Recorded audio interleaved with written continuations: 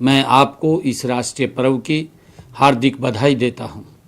दिन रात देश की सीमाओं की रक्षा करने वाले जवानों को मैं विशेष रूप से स्वतंत्रता दिवस की बधाई देता हूँ।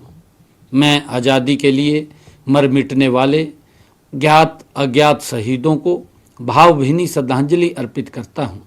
साथ ही महान स्वतंत्रता सेनानियों के प्रति गहन कृतज्ञता व्यक्त करता हूँ। आज़ादी का यह पर्व जन जन का पर्व है, हर मन का पर्व है, हर भारतवासी के लिए गर्व और गौरव का दिन है। पिछले सालों की तरह इस बार भी हर घर तिरंगा अभियान से पूरा देश देशभक्ति के रंग में रंगा है। हर घर, गली, मुंडेर और हर मोहल्ले में तिरंगा फहरा रहा है। इसके बारे में किसी कवि ने कहा है, सिर गर्व से उठ जाता है जब जब तिरंगा लहराता है। इस देश के वीर शहीदों की याद तिरंगा दिलाता है। भाइयों बहनों, हम सब के लिए गर्व की बात है कि हरियाणा वासियों ने स्वतंत्रता आंदोलन में अग्रणी भूमिका निभाई है। सन 1857 की क्रांति की पहली चिंगारी अंबाला छावनी से फूटी थी। आज़ादी के बाद भी हमारे जवानों ने 1962, 1965, 1971 के विदेशी आक्रमणों व ऑपरेशन कारगिल युद्ध के दौरान वीरता की अद्भुत मिसाल पेश की है। हम अपने शहीदों के बलिदानों का कर्ज तो नहीं चुका सकते, लेकिन उनके परिवारों व आश्रितों की देखभाल करना हमारा फर्ज है। इसी दिशा में हमने स्वतंत्रता सेनानियों व उनकी विधवाओं की पेंशन बढ़ाकर 40,000 रुपये मासिक की है। युद्ध में शहीद सैनिकों के परिवारों के लिए अनुग्रह राशि बढ़ाकर 1 करोड़ रुपए की है।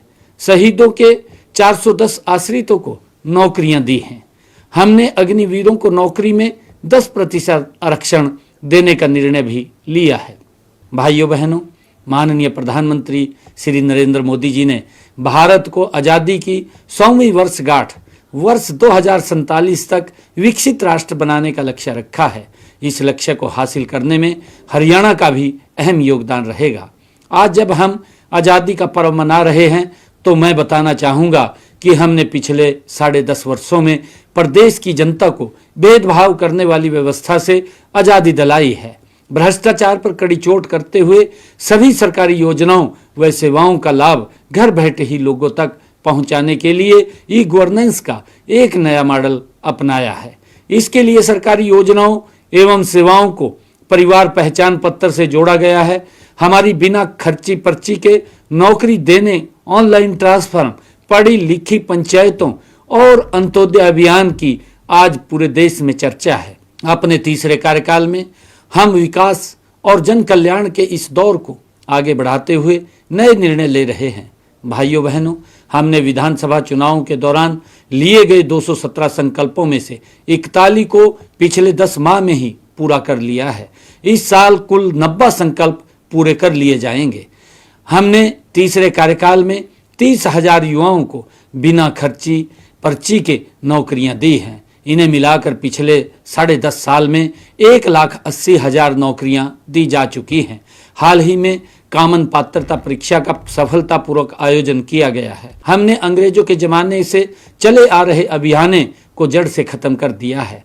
हमने कृषि पट्टा एक्ट लागू करके भू मालिकों और काश्तकारों के बीच जमीन के कब्जे, मुआवजे आदि के विवाद को खत्म कर दिया है।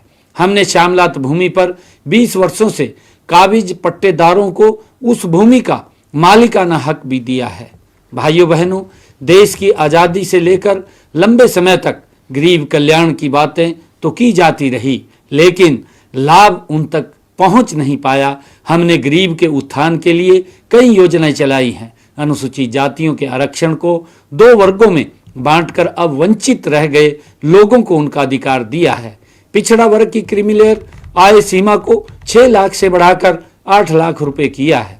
पिछड़ा वर्ग बी को पंचायती राज संस्थाओं व शहरी स्थानीय निकायों में आरक्षण दिया है। हमने अक्टूबर 2014 से अब तक 2147 अवैध कॉलोनियों को नियमित किया है।